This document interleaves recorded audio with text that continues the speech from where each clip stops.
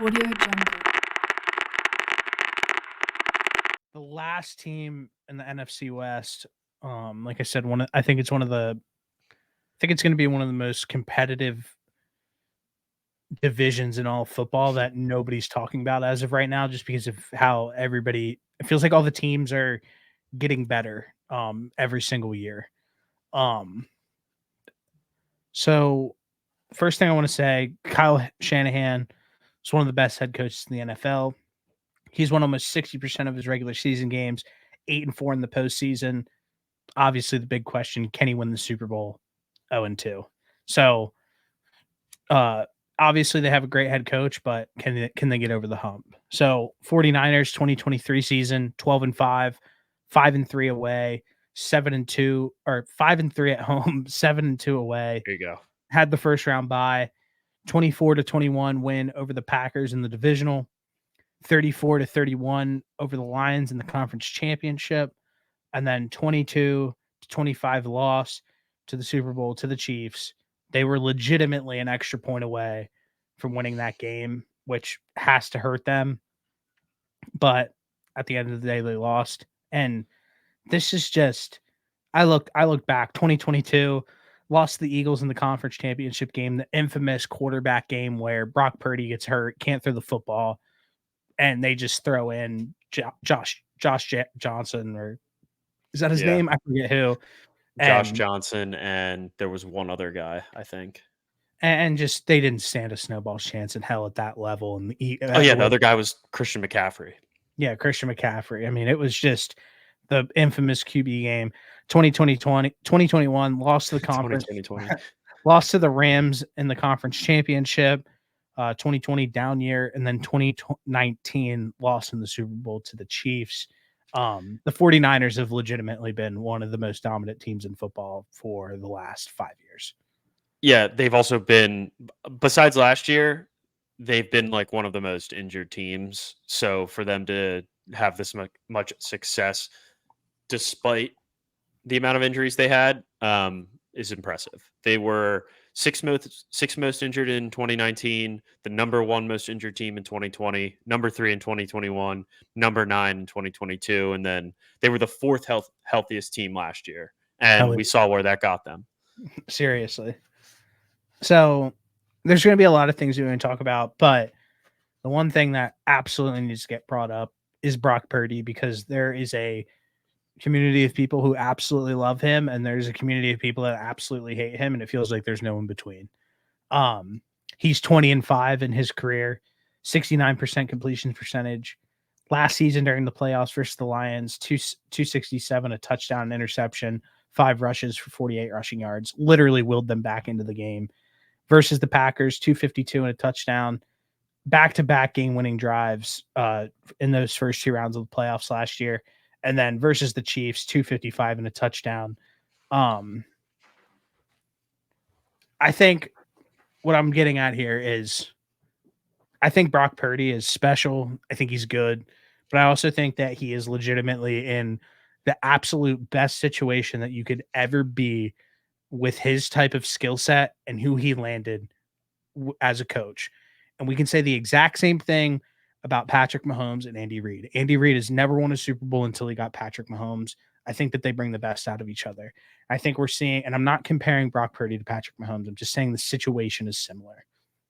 I think that with all that being said, Brock Purdy, when it's his time to come up and get paid, and I think I've said this before on here, he should take a page out of the Tom Brady playbook. At this point, Purdy is absolutely playing with house money. Like, who cares at this point how much you get paid? What's the difference between you making $50 million a year and fucking $40 million? $35 million, whatever it might look like.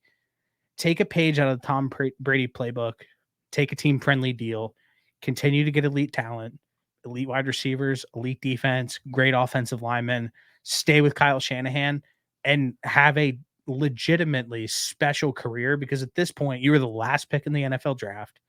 You have legitimately won the lottery. Correct. Don't at this point ruin everything around him. And we're starting to see it now with the Trent Williams contract, the Brandon Ayuk contract, all Yeah. guys that want to get paid. Honestly, Brock Purdy could be the guy to figure all this out by just being like, I will take a team friendly deal, but you guys need to do right by me and continue to bring in top tier elite talent on defense and offense to give us a chance to win at this every single year. That's what Tom Brady did in New England forever, and it worked out. And I think that they could do the same thing in San Fran. What are your thoughts about that? Yeah, I mean, I'm definitely in the camp of I hate Brock Purdy, but I'm not that much of a hater to the point where I can't admit that he's been very good since he's started Special. as quarterback of the San Francisco 49ers. I mean, he's in a perfect scenario, like you mentioned, and I don't think there's anything wrong with that. I think it gets. No, there's not. I think that a lot of people love to just say, "Oh, well, if he was on a different team, he wouldn't be as good." And I used to be one of those people, but I think that that's gotten to be like the laziest thing that you could say about somebody from like a talent perspective, because at the end of the day, he still has to go out there and make the throws and make the plays and make the right reads and everything like that. Now, it obviously helps having Debo, it helps having Christian McCaffrey, it helps having Brandon Ayuk, it helps having George Kittle, but like he still has to make the play, he still has to make the right decision. So I'm and like I said, I was one of these people, but I think it's very lazy to say that now. That I mean, he's if you put him on the Cardinals, he wouldn't be the same guy. No shit, man. There's yeah, Mahomes wouldn't even be the same guy if he was on the yeah, Cardinals. yeah, So seriously. I just think that that's gotten to be a very lazy take. But yeah, I think he's obviously fully blown expectations out of the water. I don't think anybody ever predicted, not even him, that he would be in this current scenario where he's on one of the best teams in the NFL, played in a Super Bowl, is probably the NFC favorite heading into this season. So I think you're right. He's playing with house money, and he should absolutely take a page out of the Tom Brady book. Do whatever it takes to keep as much talent around you, have a successful career, attach yourself to Kyle Shanahan for as long as you possibly can, and eventually they'll probably win a Super Bowl. They will. I think they will. And I think that something that needs to be talked about is Brock Purdy is 20-5 as a starter. Like it's not like he's like 500. Like he is dominant and he's good and he's playing good football. And I'm not saying that this is, and I'm not saying this to jab at you. I think that you are. I think that there's a real possibility that if he doesn't go down into the conference championship game right away against the Eagles, that they could be playing in back-to-back Super Bowls potentially. But obviously, that's a complete hypothetical. But they were in a position to make it with him regardless. Um, so I think that like one of the most ignorant things that I heard all season with Spencer Gay, who throws out maybe some of the worst, most biased football takes of all time was if you put Brock Purdy wouldn't be an upgrade over Kenny Pickett on the Steelers offense, and Kenny Pickett is now the third string quarterback for the Eagles behind whatever that dude's name is, Tanner McKee. Tanner McKee. So it's got the Brock Purdy hate has gotten completely out of hand. He's he plays at an MVP level, whether you like to hear that or not. He is 20-5 as a starter, and he's really good. So it is what it is. That's the Brock Purdy conversation needed to be had. Additions, /losses. I mean, this team's elite. They added Devondre Campbell. They added Leonard Floyd. They drafted Ricky Pearsall. I don't think that there's much to talk about. And if you think that there is, please go ahead and say whatever you need to say. The one thing that I think we should highlight is they fired Steve Wilks and they hired Brandon Staley, which when Brandon Staley was a defensive coordinator with the Rams when they won the Super Bowl, he was the hottest name in sports to get hired. And I think getting him back to a spot where he is only focusing on the defense could be a positive for him in his career. What is what position is he on the defensive side of the ball? Who? Because this doesn't say that he's their defensive coordinator. He is their DC. Why does it say that Nick Sorensen is their defensive coordinator? I mean, I can Google it real quick.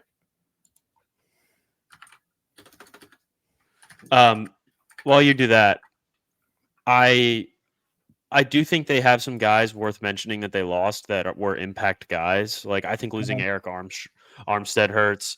I think losing Javon Kinlaw hurts. I think losing Sebastian Joseph Day hurts, even though some of these other guys are rotational defensive linemen.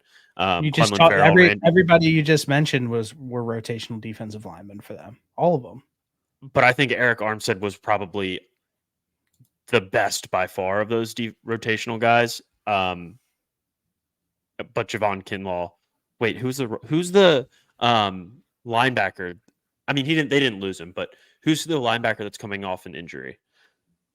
I think that might have been like their biggest, like, yeah, Dre Greenlaw. Wait until X week to get back. Dre Greenlaw. Yeah, I think that obviously they didn't lose him, but I still think that not having him to maybe not start the season is going to hurt. But I mean, I think I think of those other guys are worth mentioning for sure.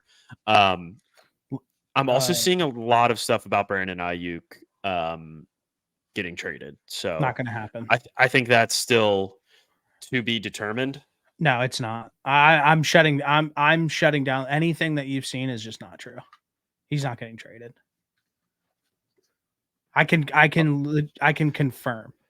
I hope he does. Confirm. I just confirmed.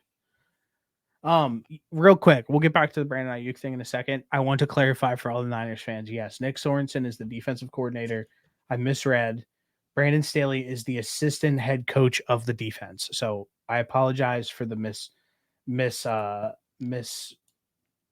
name or whatever the hell I just did. What an insane I don't know what that means. So sorry, I thought he was the DC. So.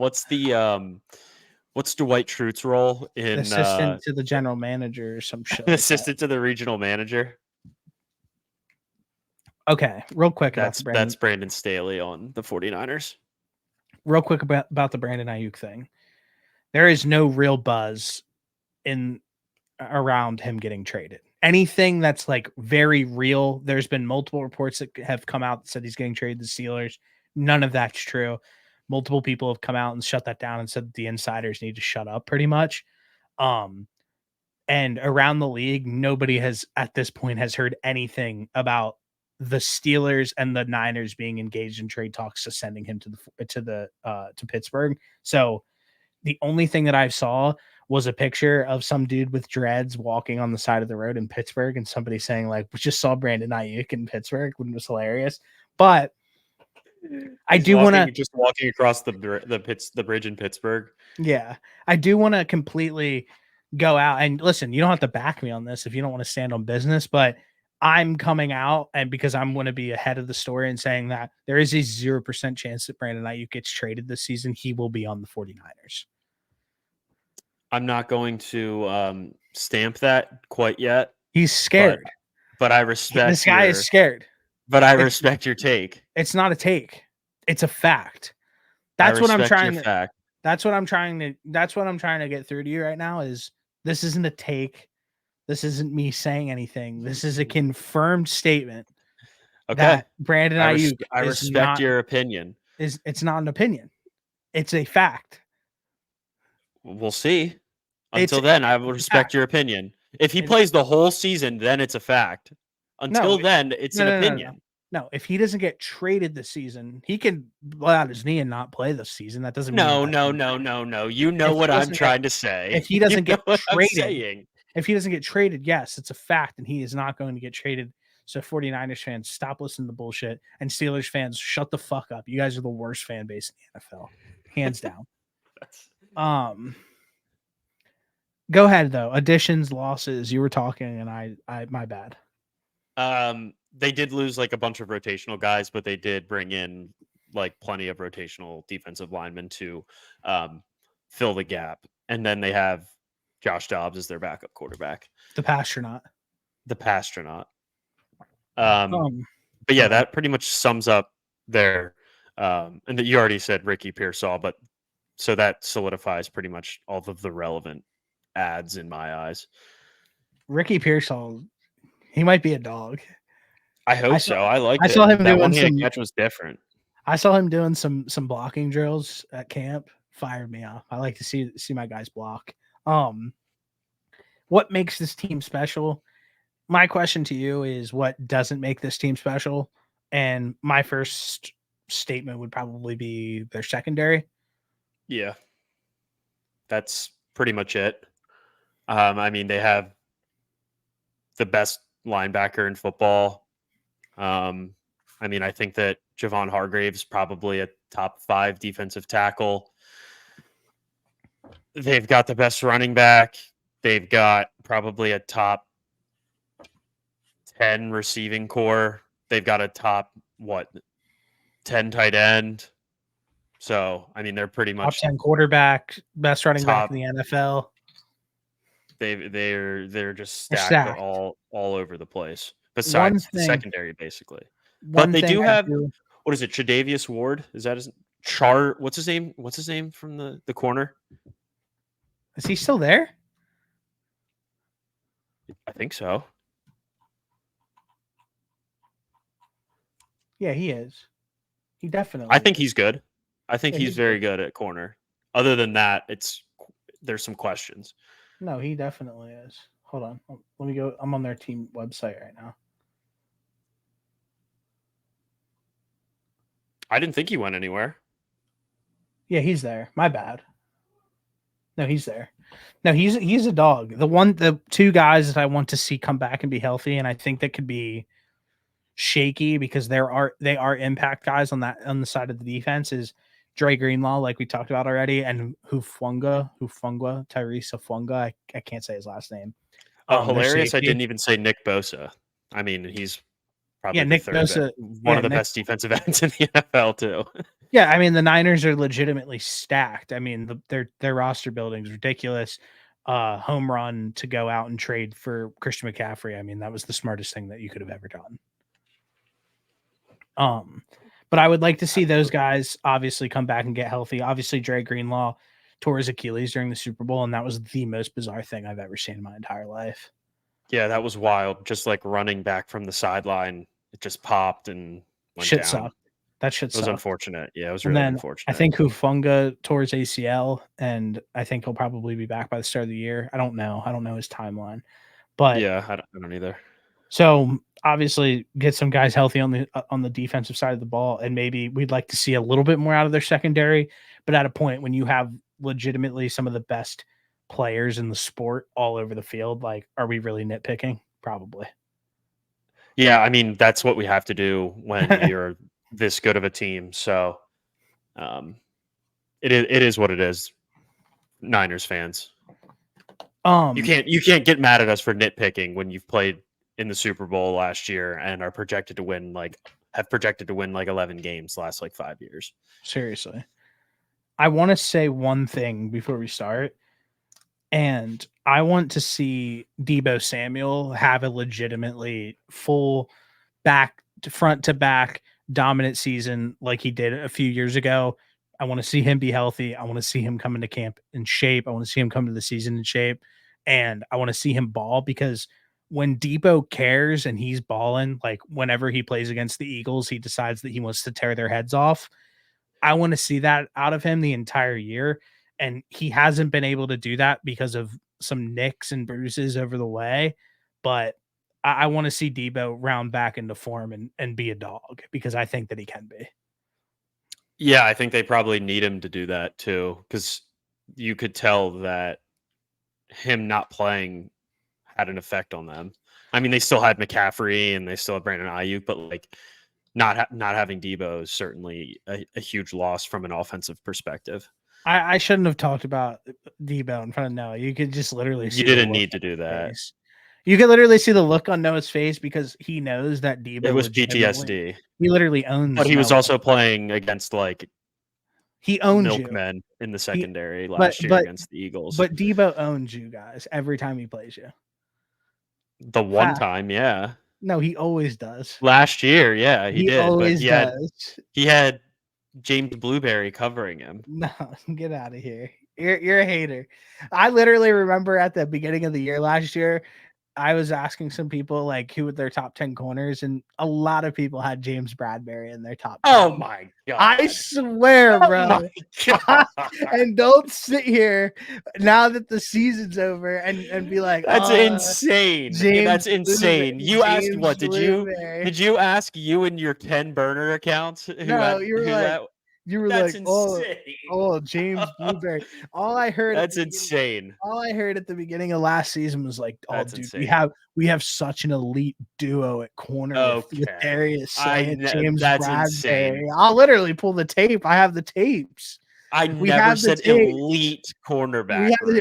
We have the two best corners in the NFL with Darius Slay and James That's I Bradbury. never said And now you're that. sitting here like calling them That's James crazy. Blueberry. Like, get That's out of here. crazy. I would Eagles fans never, are delusional. They're ever call delusional, and there's one of something the wrong best with corners them. in the NFL. I will literally pull the tape just because Slay's not even the best Daniel cornerback in Jones- the NFL.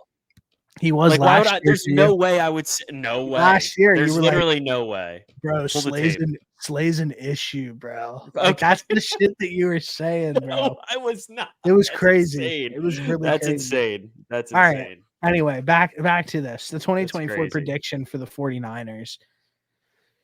I mean, they're a Super Bowl favorite. Like I said, I think that there's nitpicks. I want to see Debo have a full healthy season. I want to see him dominate. Ideally, like what this team has 10 or 11 wins. Like I feel like there's not much to talk about unless if they get significantly injured or Trent Williams decides not to play football this year. They have that's one person we didn't even mention. They have the best left tackle in football. They have Trent Williams. Like they're special. They're special. They have legitimately every position, every major position in the top 1 to 3, and then a quarterback top 10. I mean, yeah, I think that this team is a Super Bowl favorite, and rightfully so. Yeah. Looking at it here, they've got the 18th easiest schedule. So, I mean, I'm looking at their schedule right now. There is some tough. I mean, not really. I'm lying. I mean, they play the Chiefs again, which is great. That'll be fun. They go at Green Bay and then at Buffalo in back-to-back weeks. But yeah, they'll probably finish with like 11 wins, 12 wins again, which is right on par for their course for them.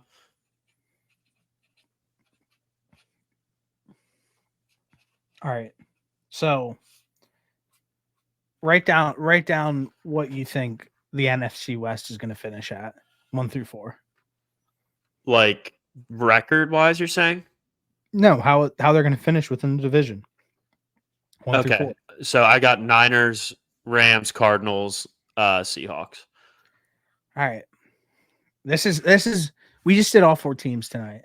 My official I wanted to throw one thing in there. I'm so like the Cardinals one. I want to pick them to finish second. I just don't. It's tough for me to do that because of how bad that defense was, and they don't have Sean McVay as their head coach. That's the only that's McVay is like a huge reason as to why I have the Rams finishing second. And that's fine. And there's a difference between me and you. You're scared, and I'm not. You're a Cardinals fan, and I'm not.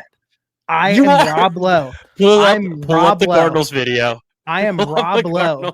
I am Rob Lowe in the stands of an NFL game.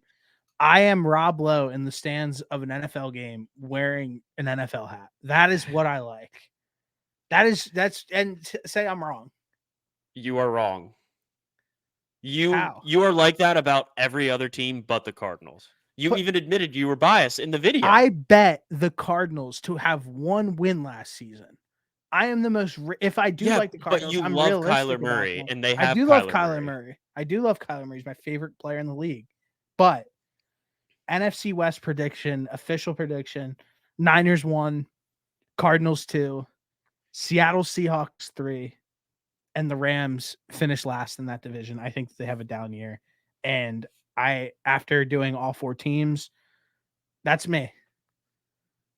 That is me in the stands of every NFL. That's how I sit in my room when I'm in here on a Sunday and I have 3 screens going and I'm watching every single NFL game. I'm wearing that NFL hat.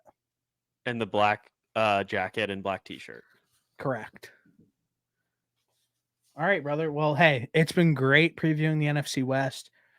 We have what 13 more teams to do now. We're going to power through them to get to the start of the season. Thank you for everybody watching. Thank you for all the support. Let's get to 100 subscribers. Yep, road to 100. We're almost See you. there. Audio Jungle.